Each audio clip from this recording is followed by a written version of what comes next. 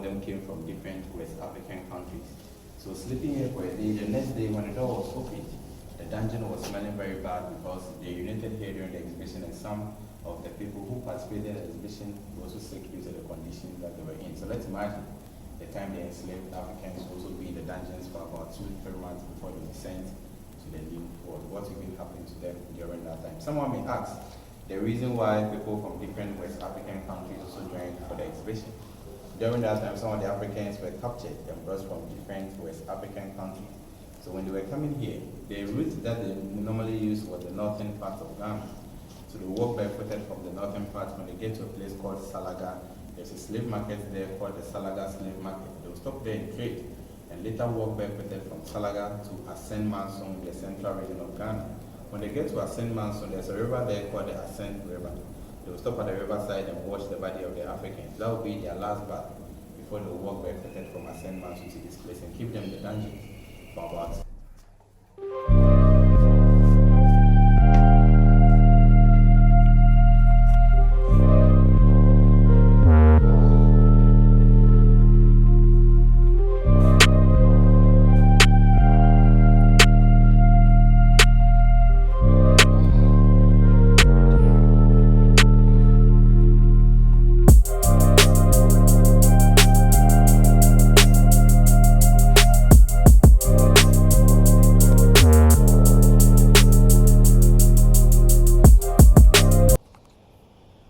Good morning, everyone.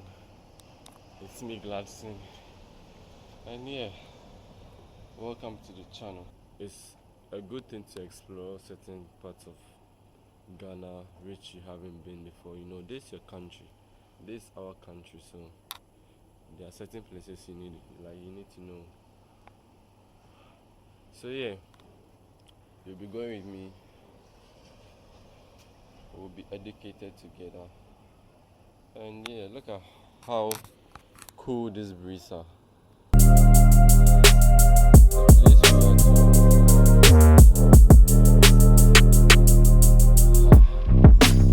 So right now I'll go get my bath, then head to Elmina. From there, then we go to Kakum, as I said earlier. Stay with me, let's get educated together. See you. We just left and we are hitting the road again, straight to Elmina Castle. We are fully ready. Yes, charged up, energized, another day, let's go! Let's go! So, we'll get to Elmina in, I think, 8 minutes. No, yeah. 5 now. 5 minutes. Okay. So we are almost close. So stay tuned. Stay tuned and God bless you. God bless you. Listen and be blessed. Watch and be blessed. See you.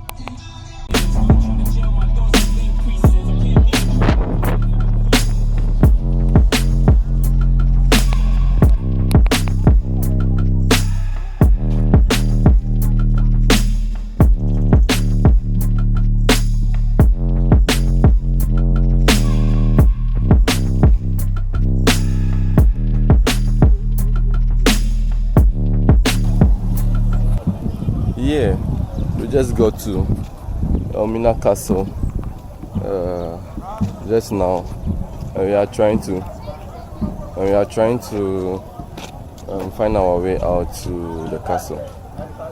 So I think the entrance is in front. The entrance is in front. All right. Thank you very much. Abi Kojo. Yes, Abi Gladson. Gladson. Yeah, Gladson. Gladson. Glad, then son. GLAD. Yes. And son. Yeah, and son. Okay, I know one footballer, Gladson Awako. Oh, okay. Yeah, Gladson. Yeah. You are Ghanaian, right? I'm a Ghanaian. Okay. Proud to be a Ghanaian. Akwaba. Thank you very much. I have shop. I sell artworks and paintings. All right. Up there. I just came, so my works are inside. Okay. So maybe on the way out, all right, just to check out. That'll be very good. I think that'll be. All right. So you are still around there? Yeah, I need some. Yeah, I think. How much are they? Okay, depending on the type you want. The type. Okay. So what are the ranges? Okay, when you come out, I'll show you too. All right. When you come out, I'll show you too. Then let my brother come in. Okay. Let's get to see that place. That's your brother, right? Yeah, that's my brother. Okay. What is his name? Pakam. Pakam. Pakam. Ba. Pakam. Wow. Pakam. K-P-A-K-A-M. Ba. Pa. Yeah. Pa. K. P-A. A. Then come. K-M. And Pakam. Yeah. And you are Gladson. Gladson. Yeah. Okay. Akwaba. Thank you very much. So that is the fort. Okay. Yeah, that is the fort. You know, in the olden days, they built forts and castles in Ghana. So the building up there, that's the fort. Yeah, that's the fort. This one, it was built by the Dutch people. Dutch, okay. Yeah, they call it a Fort St. Jago. Fort St. Jago. Okay. Fort St. Jago, built by the Dutch people. Oh, okay. And this one right here was built by the Portuguese. Portuguese, yeah. That is the biggest and oldest castle in the whole West Africa. Oh, okay. The name is St. George Castle. St. George, okay. Yeah, St. George Castle. So far, we've been to Fort Williams. Fort William. We've been to Amsterdam. Cape Coast. Yeah, Cape Coast Castle. Yeah, so Greetings, brother. Yeah, great, brother. You alright? I'm doing good. Yeah. What about you? I'm doing great, marvelous, and wonderful. That's good. Always positive energy. Oh yeah. Yeah. You gotta keep a positive vibration on. If you're not doing good, who really cares? Who really cares? Who really cares? Nobody. Yeah. And to be happy and to be miserable is the same effort at the end of the day. I'm a YouTuber, by the way, Mr. Pakam. Oh, your brother just told me. Akwaba. Nice to meet you. Nice to meet you, brother Pakam. Nice to meet you. So who are you? Oh, okay. My name is Kujo. I sell artworks. That's the paintings out here. Okay. I just came from home, so my works are inside. So on the way out, and then you just check out on your brother. Yeah. So you know, as for the castles, we only have 3 castles in Ghana. Yeah. That is the Elmina Castle, Cape Coast Castle, and then the Accra one, the one in Osu. Yeah. That is the 3 castles. The rest are forts. Yeah. All of them are forts. So only 3 castles that we have. And then the diagram down here is what we call it the navigational compass. Okay. This is what they use it to tell time in the olden days. Oh really? Yeah, this is what they use it to tell time in the olden days. And how did they use it? They just place a stick in the middle. Okay. And then the shadow of the stick will tell you the time. It will also serve as a compass. So you can see they have painted some areas white. Those areas are the 4 cardinal points on top of a compass. Okay. So where we are standing now is the eastern part. Okay. So the southern part is there. All right. You see, this is the cardinal point. Okay. So this is the east, that is the south, and this is north, and then the west is over there. Okay. And it was also built by the Dutch people. Okay. You know, this one was built by the Portuguese. Portuguese. But the reason why this was built by the Dutch is that after the Portuguese left, the Dutch people came and they took over from the Portuguese. Okay. So when they came, And they made then this. they made the buildings. All right. Just to know, Yeah, to yeah. keep up with time. To tell them, to give them time, and at the same time, when they are going back to their destination, they just pick the information from here, just like the compass. All right. Yeah. So pick the information in here and then They just go. They just follow it. Yeah. Thank you for the information. Thank you very much. Yeah. This is just an outside information. They will tell you more inside. All right. Yeah. So I will see you later. Okay. This is one of the governors. It's a grape? Yeah, it's a grape. Oh. Yeah, it's one of the governors. I'm standing by the grave of one of the governors. Oh, I see.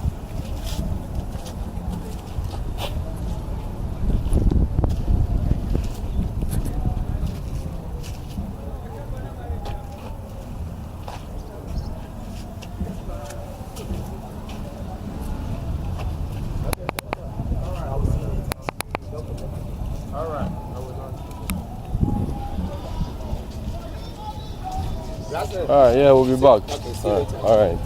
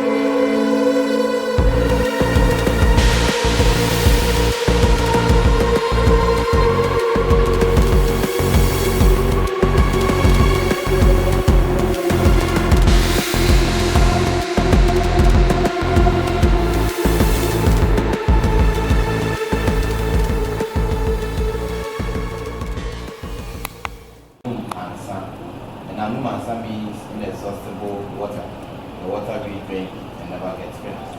But when they arrived here, they named this place Elmina, which means the mine, because of the richness in gold.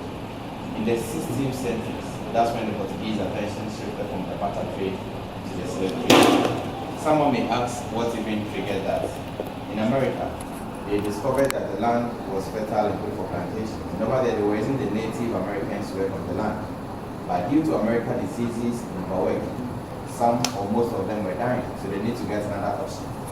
During that time, there was a Spanish priest who was in Africa called Bartolomeo de las Casas. He suggested that Africans are strong and can work under certain conditions.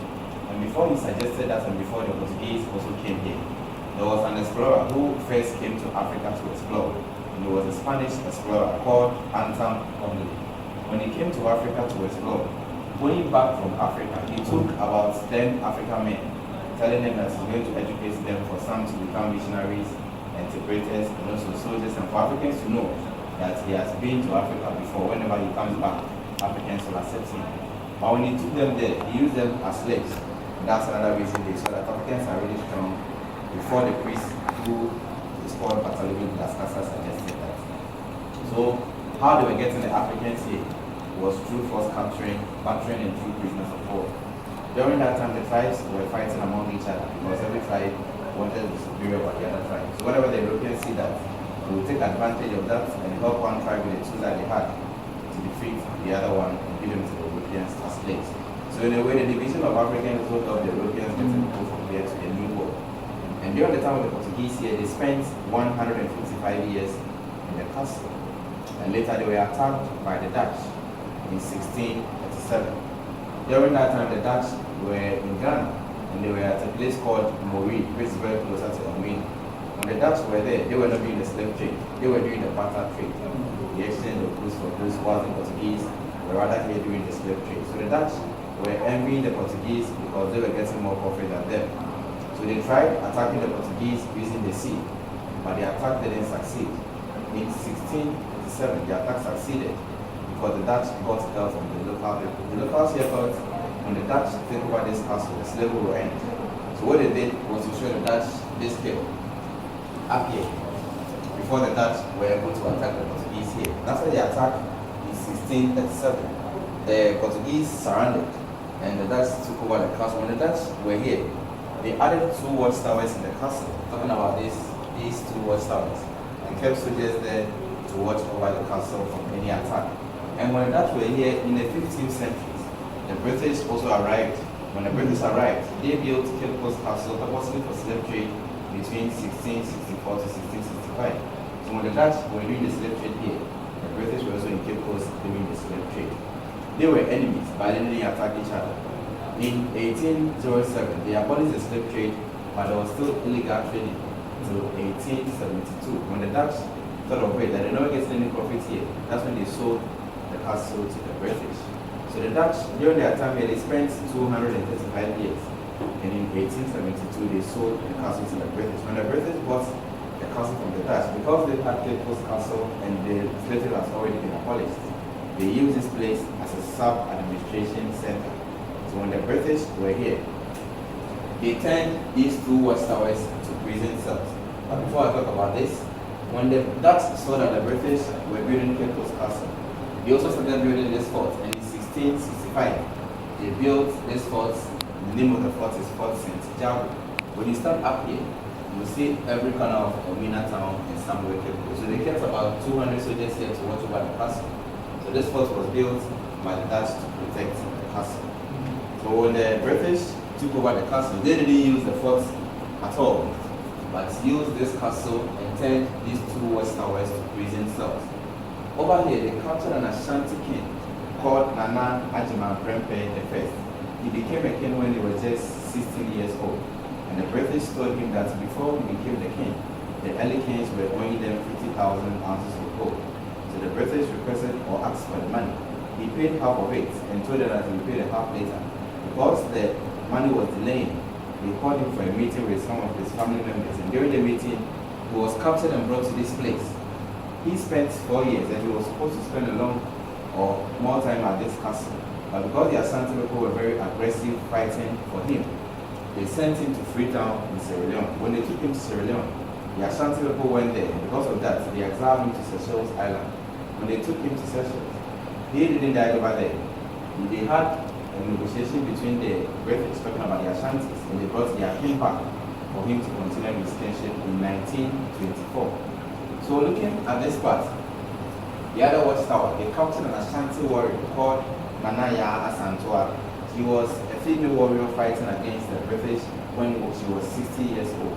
And she had a golden stool that was commanded by a local priest called Okonfanoche. And the golden stool was a stool that united the Ashanti people. So the British asked for the golden stool. Nanaya Santua made, or the Ashanti people prepared the fake golden stool for the British. When they found that the golden stool was fake, they came back asking for the original golden stool. So Nanaya Santua went to the various villages in the Ashanti region, telling the people the history and the importance of the golden stool. But because they didn't get the original golden stool, she was also captured and brought to this place. When they brought the warrior here, the Ashanti people came here fighting for her, and due to that, they sent her to Seychelles Island. And when they took her there, unfortunately, she died, and her remains were also brought back to the Ashanti region in 2000, and she was buried at a place called Ejiso, where she came from. So during the time of the British, they spent about 85 years in the castle before Ghana gained independence in 1957. Now Ghana is 68 years old, so this castle is 543 years and it still comes. This is the first and the largest castle in West Africa.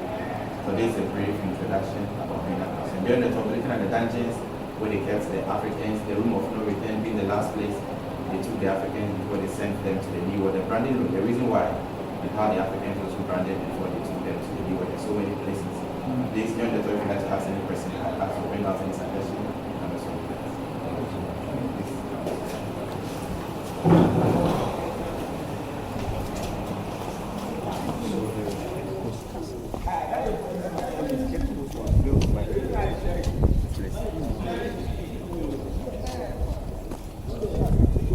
like a mini, another camera.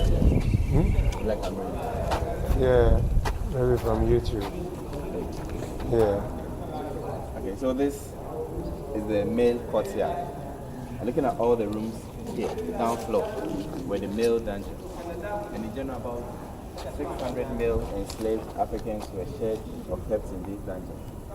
Looking at this building, this is the first Catholic church built in Ghana, and it was built by the Portuguese. When the Dutch took over the castle, the Dutch didn't use this place as a church. They divided the church into two. They used up as junior soldiers' mess, where the junior soldiers were enjoying themselves. And they used the down part as auction room, where they were marketing the enslaved Africans. And when the British also took over the castle, the British also used this place as one of their classrooms, where they were teaching the mixed race, for some becoming missionaries, interpreters, and also soldiers. When we go to the female courtyard, I'll talk more about how they were getting the mixed race in the castle. And looking at the slanted wall, we have this, there's another one over there. They are called buttresses, and it was added by the Dutch to hold and strengthen the walls of the castle. And the metal on it was also added by the British. In 1948, the British also used the castle for police school. So the police were using this to train, climbing it as exercise. So after the tour, maybe if you like to try it then.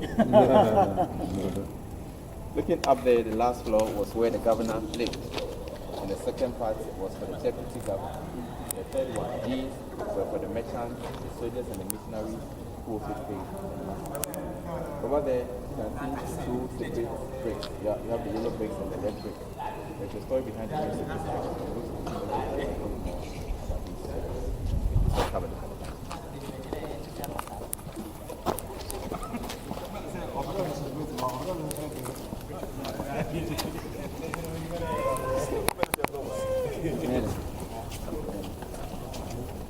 You're telling me.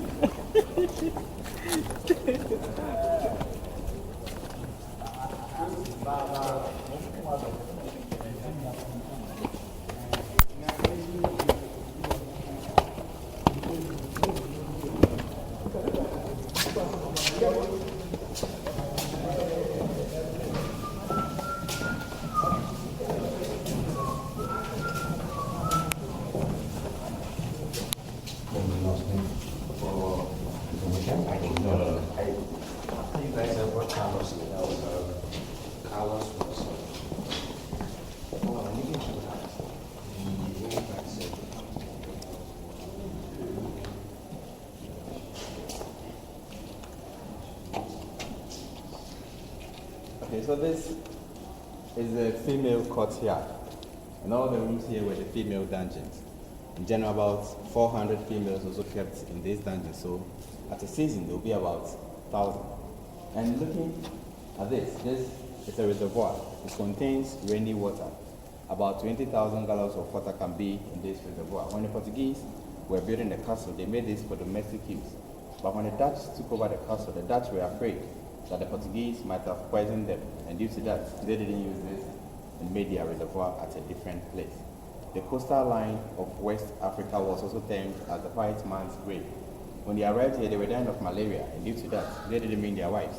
So they took advantage of the females sexually. And because of the governor's position, he would always stand up there. That was the governor's balcony, and instructs the soldiers to bring out the females here. He would select his choice. When they are chosen, because in the dungeons, the enslaved Africans were not allowed to move out, or they were not taking their bath in the dungeons. They use this water to wash their body before they send them to where the governor also stayed.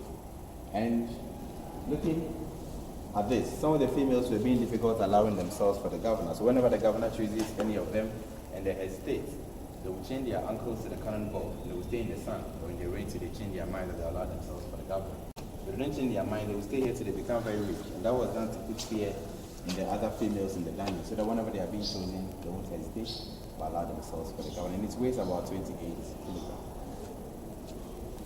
So the connected pipes up here. So whenever it rains, to pass through those pipes and come to this reservoir. There's a filter inside that will purify the water before it will move to this side. So let's have a look at the dungeon.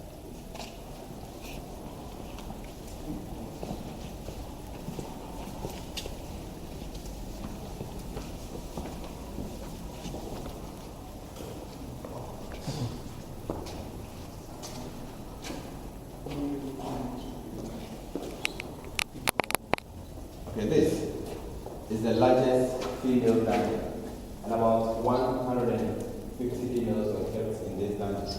So because the enslaved Africans were not allowed to move out, they kept containers in every dungeon in the castle. So whenever they want to heal themselves, they would do it in the containers. And when the containers are full, the only option they had was to do everything on the floor. And females menstruate every month. During that time, they were still not allowed to move out and were doing everything in the dungeons. They give them food, and before I talk about that, looking at these are sedimentary rocks. These are some of the rocks they used to build the castle. And the castle was built on a rock.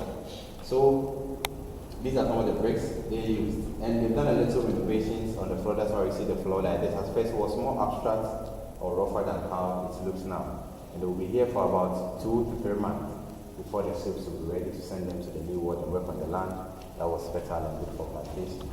And the food they give them in the dungeons was rice with red oil, brown bread, and also boiled meat. And the food given to the enslaved Africans wasn't given to them to be satisfied. It was given to them for them to stay alive, so that when they go to the new world, they can work on the land that was fertile and good for plantation. Looking at this part, the whole over there leads to the magazine where they kept their munitions, guns, gunpowder, and other tools. So whenever there is leakage at the magazine, the chemicals then come straight to the dungeons, and that also killed some of the females because they couldn't contain it. So in the dungeons, some of the enslaved Africans died before they took the survived ones to the new world. 600 being the males and 400 being the females. There will be about 1,000 at a season. But because of the conditions in the dungeons, going to the new world, the number can reduce to, let's say, 700, 600, or even 500. And going to the new world in the ships, the condition became worse than the condition in the dungeons. So you go to the other dungeon, I'll talk more about the conditions when they were going to the new world. So please, you guys have a mountain, you can on your lights and have a look at the place. Now, I want to look at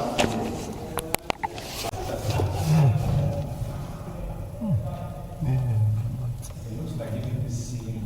Damn. You can feel the smoke. Yeah. Whoa.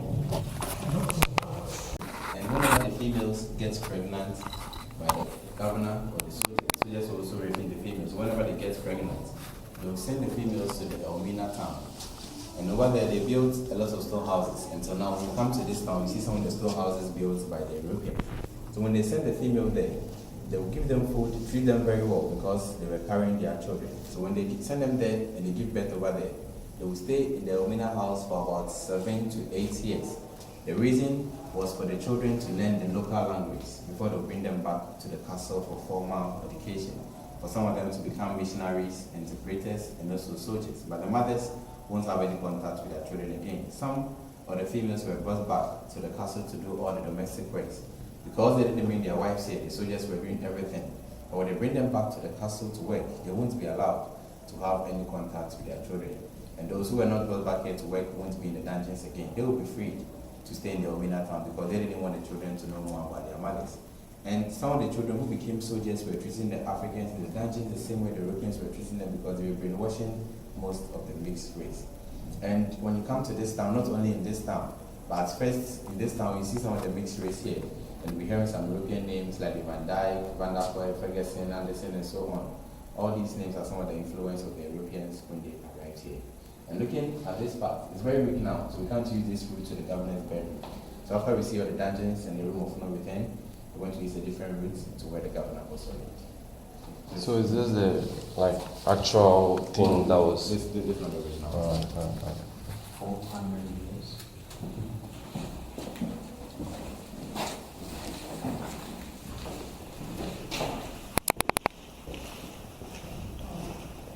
Man, this place smells bad. Like seriously, it smells really bad. You could feel as if there are actually slaves in here at the moment. The smell is really sick, you know. There are bats and stuff also in the building and things. Charlie, this is cruel. So the abolish the slave trade. When the British bought the castle from the Dutch, they were not doing the slave So trade. sort of financing. So all of the slave trade, that's with the Dutch government. Yes. Interesting. Okay. But the British built Cape Coast. That was they had somewhere else. Yeah. Right. Okay, so this is one of the female dungeons, and about 130 females also kept in this dungeon. So looking at these sacks on the floor are not original. In 2015, an exhibition was held in this dungeon, and about 40 people slept here for a day for the exhibition. Some of them came from different West African countries. So sleeping here for a day, the next day when the door was opened, the dungeon was smelling very bad because they urinated here during the exhibition, and some of the people who participated in the exhibition were also sick due to the conditions that they were in. So let's imagine the time the enslaved Africans also be in the dungeons for about 2 to 3 months before they were sent to the new world. What will be happening to them during that time? Someone may ask the reason why people from different West African countries also joined for the exhibition. During that time, some of the Africans were captured and brought from different West African countries. So when they were coming here, the route that they normally use was the northern part of Ghana. So they walk barefooted from the northern part. When they get to a place called Salaga, there's a slave market there called the Salaga Slave Market. They will stop there and trade, and later walk barefooted from Salaga to Ascent Manson, the central region of Ghana. When they get to Ascent Manson, there's a river there called the Ascent River. They will stop at the riverside and wash the body of the Africans. That will be their last bath before they will walk barefooted from Ascent Manson to this place and keep them in the dungeons for about 2 to 3 months before they will be sent to the new world. And coming from Ascent Manson to this place will be about 1 hour, 10 minutes drive. So some of them died due to the conditions that they were in. Most of the enslaved Africans who were captured in Ghana were captured in the northern part of Ghana. There was a belief that the Northerners were very strong and can work under some conditions. That's why they captured most of them from the northern part of Ghana. Looking at these bricks, the yellow bricks belong to the Dutch, and the red ones on the floor belong to the Portuguese. When the Portuguese were building a castle, they used sedimentary rocks, but the bricks was in support of building it. And when the Dutch attacked the Portuguese, due to the bombarded areas during the attack on the Dutch used the yellow bricks to fix all the bombarded areas in this castle. And another reason behind the 2 bricks was when they were coming, they were using the bricks to balance their ships. But going back to the New World, because the bricks would be used in the castle, how the enslaved Africans would be arranged in the ships to balance the ships when they're going back to the New World. And that's what killed some of them. Because the land was also discovered new and was fertile and good for plantation, those who were sick in the ships, they didn't take care of them but threw their bodies in the sea. So going to the New World, those who died in the ships were more than those who died in the dungeons because the condition in the ships was worse than the condition in the dungeons. When they go to the New World, the condition became worse than in the ships in the dungeons. And go to the room of Robert, and I'll talk more about the conditions when they go to the New World. Looking over here, The bars here are not the original I bars. wanted to ask you that. These are not the original bars, but these are some of the original bars. Because these bars are very old, it's been replaced with these bars. We're going to have a look at the branding room, intersection room, and the room of no return. Okay, but these bars have been here the whole time? No.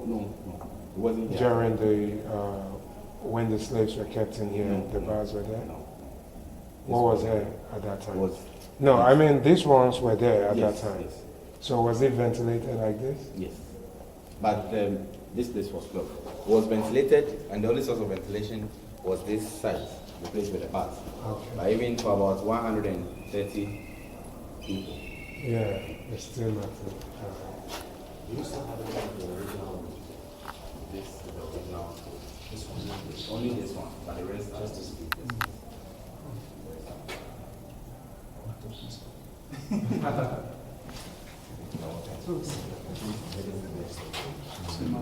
my friend Mark is an architect who built all of this. And one of the biggest pictures you can get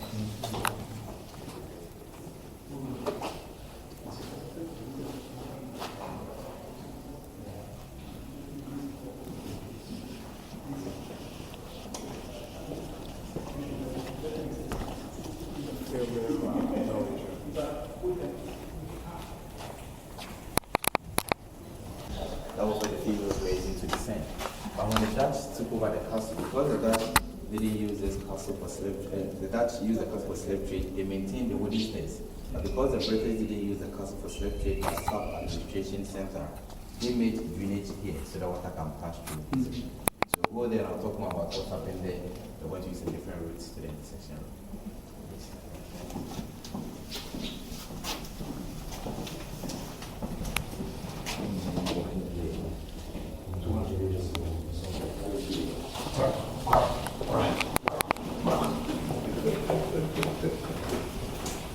just imagine these.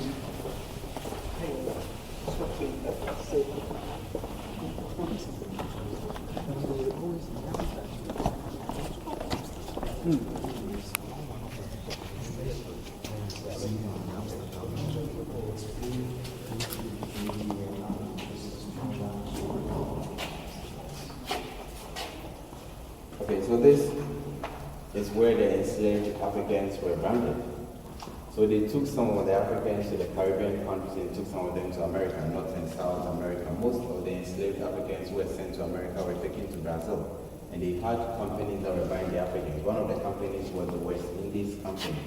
They had metals with initials of the merchants that were buying the Africans. So they would put those metals in fire and stamp it on the chest of the male enslaved Africans for easy identification. And due to the shock, some of them were dying. Due to that, the females were giving tags on their wrists and their necks before they meet the males at the intersection room, count them there before they send them to the room of no return. And the males who were in this dungeon, so this is one of the male slave dungeons, and about 150 males were kept in this dungeon. The males who were in this dungeon were counted. And because the males were very aggressive fighting for their freedom, when you're giving them food, they sometimes show the food through this hole. So when you go to the male slave dungeons, you see holes like this. So when the food drops down, they fight for the food, and the stronger ones get something to eat, but the weaker ones don't get anything to eat. So that gets closer to the intersection room in the room of food. Another female dungeons with these kinds of walls. Yes, but this is not even the No original, but this style. This is much less well ventilated.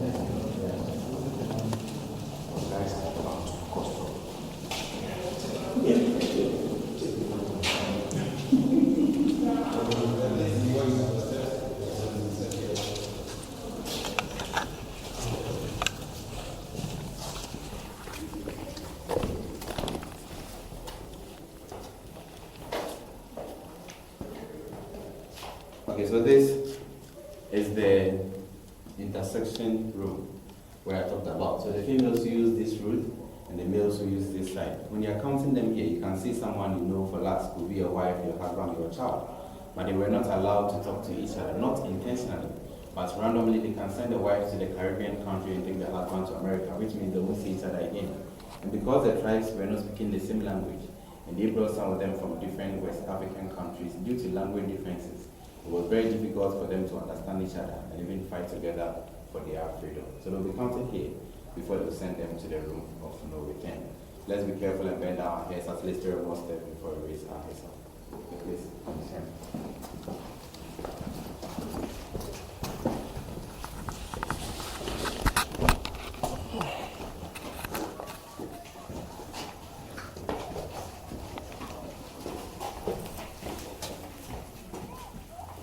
This is the room of no return, and this is the door of no return.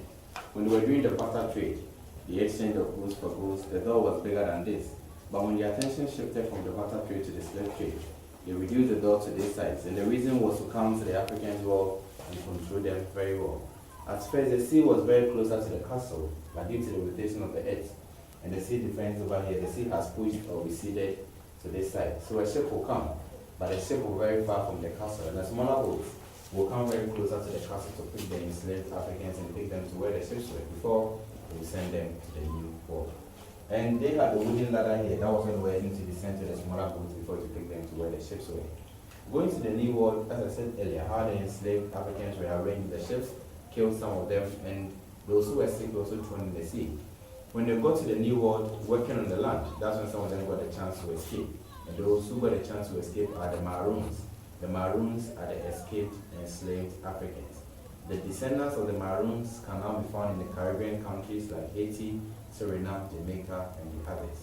Looking at the wreath, the bottles and the materials you see here were brought by people who visit the castle to pay homage to their ancestors. Please, if you'd like to have a look at this little big picture here, you can do that before it's done.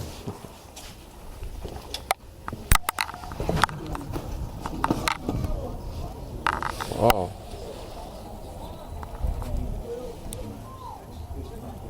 Gate of no return. Of course, because we're making the button. Yes. Now, when the attention shifted from that, that's when they reduced these.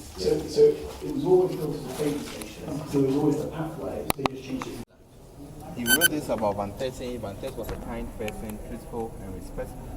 So how can someone being kind be at a place where they're buying humans, and especially being the director general of the overseas company, a company that was buying them? So maybe he was kind to the Europeans, but not to the local. Now looking over here are two separate cells. We have the European cell and the condemned or the Africans. So let's move inside and let's compare the two cells. He was kind to his people, so the guy said he was kind.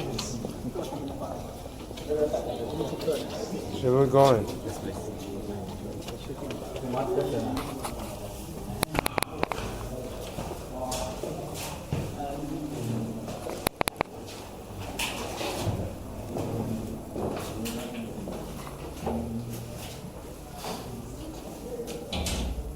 Okay, this is the European cell where they brought the soldiers who were misbehaving in the castle. Some of them were going out without permission, drinking alcohol, but some of them did that. So whenever they bring them here, they will provide them food and water. And they will spend some hours, depending on what you do. So you can spend about 10 hours, 15 hours, or even 12 hours here, and they will send you back to the cell. That was for the soldiers who were misbehaving in the castle. This is the original kit that was here. So let's have a look at the condemned cell.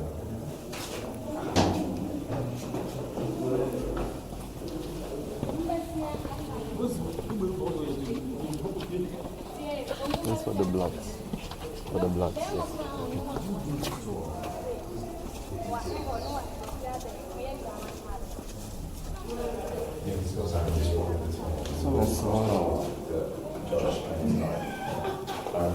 This is the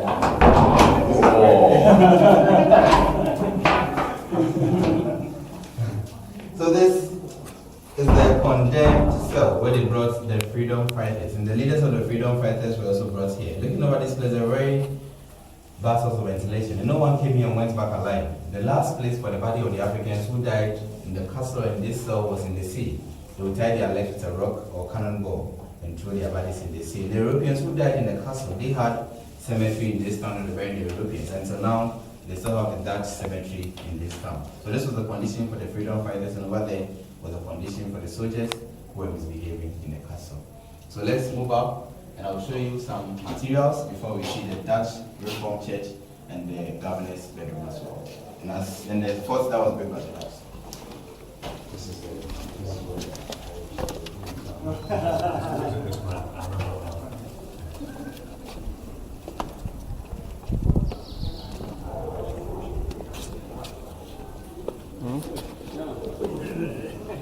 I guess what I should look at is like those practices. Do you hand on? Like you can take it over. So it's only no. This is how we do it.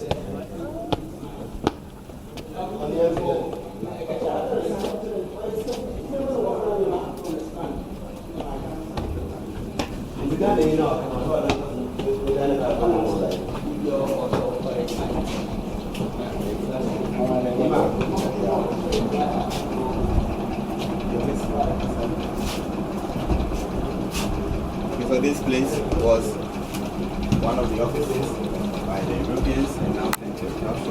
And the slave trade also lasted for about 400 years, which they are not told that we can today, or even weeks to talk about what happened. There are some material that I would like to comment on.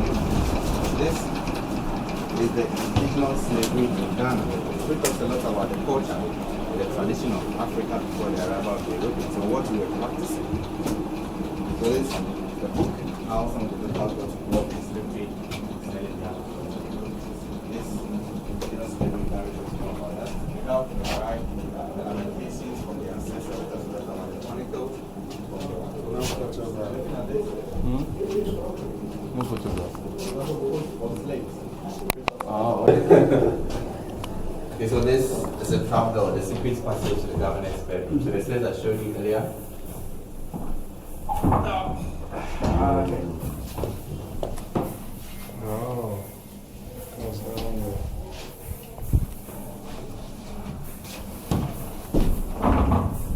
Let's have a look. Definitely, this is not the original. No, just not.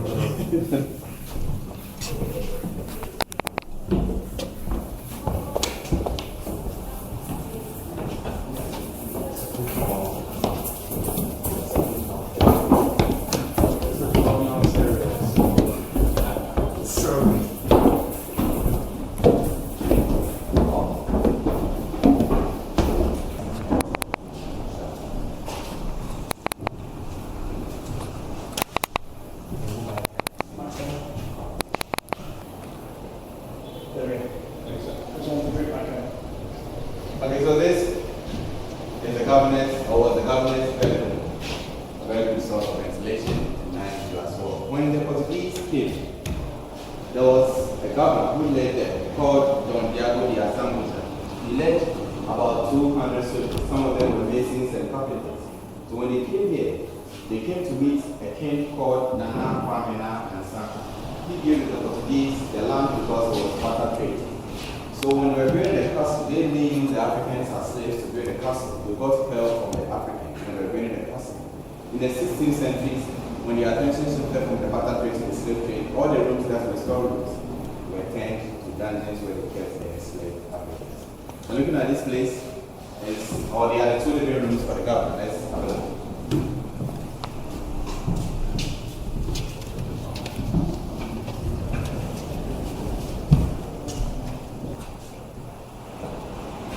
Okay, so these two places were the two living rooms for the governor. We're going to have a look at the Dutch Reformed Church, but before that I'll take you to the shop that we entered before we go to the Dutch Reformed Church and the fort built by the Dutch. But please, when you're descending, let's be very careful with the stairs. It's very slippery and water. Thank you.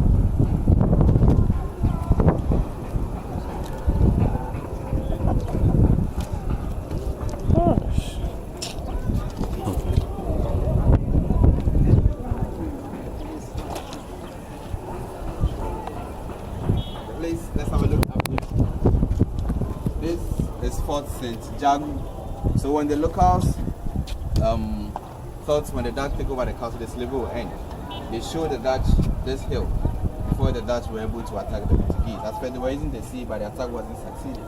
So when the locals showed the Dutch this hill, the attack succeeded. And after the attack, they built this fort in 1665 and kept about 200 soldiers up there to watch over the castle from any attack. When you stand there, you see every corner of Elmina town is somewhere kept close, which helped the Dutch spending more time than the Portuguese. Please, let's have a look here. Does it mean the Dutch too were attacked, but nobody was successful? Yeah, no one attacked the Dutch. They were here now, just the other castle. Let's have a look here. Close it. Close it. Nice. Over here. These are moats, the inner moat and the outer moat. So whenever there is a attack coming to the castle, they raise the bridge over here and fill the moat with sea water so that enemies can't get access to the castle. Looking right at the square over here, that's a navigational compass. During that time, that was what they were using to determine time. So they'll put a stick at the middle and the shadows appear all the time. Please, if you like to take some pictures here, you can do that before we see.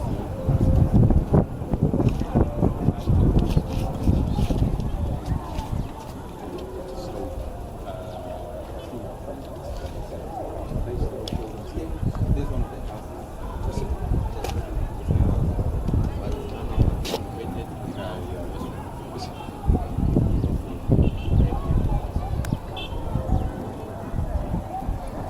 We have most of the buildings in the Elmina Castle, and now the people in the community stay in the house.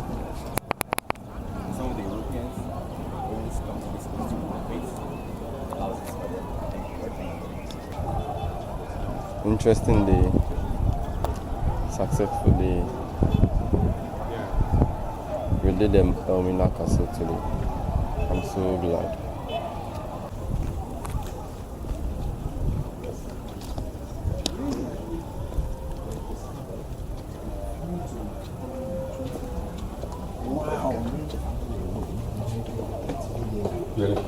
I said lottery. Yeah.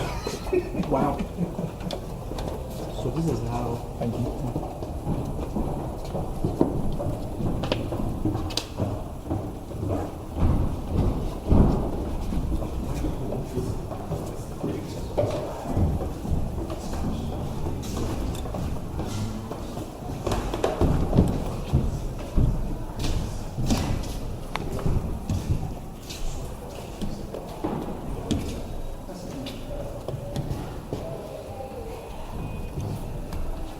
So this place was one of the classrooms where they were teaching the missionaries, become missionaries, and the greatest of those soldiers. And this will be the end of our talk.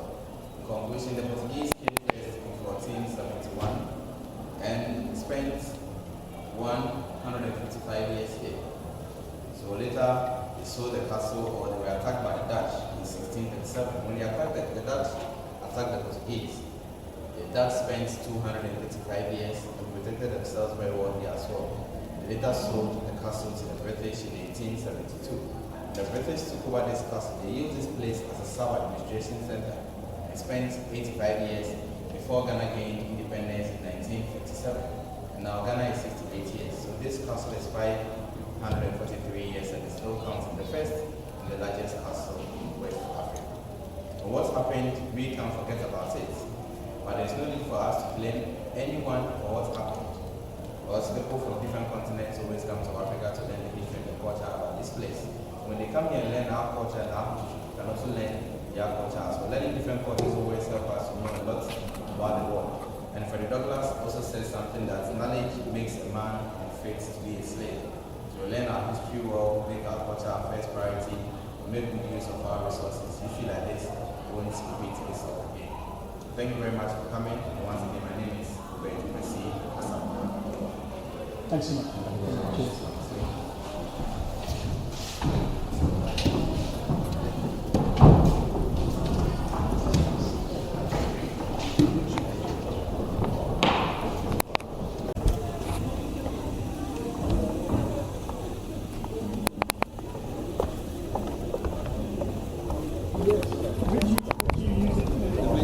let you have a look at the craft shops, you can do that as well.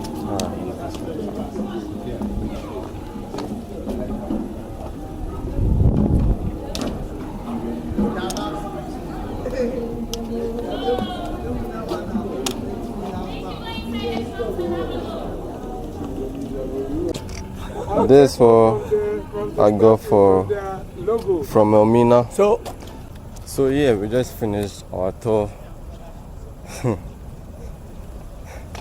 I'm even speechless right now because a lot went on, seriously. But this is actually the biggest castle in West Africa for the slave trade and everything. This is the biggest. So we are done, we are leaving now. See you on the next one. Bye.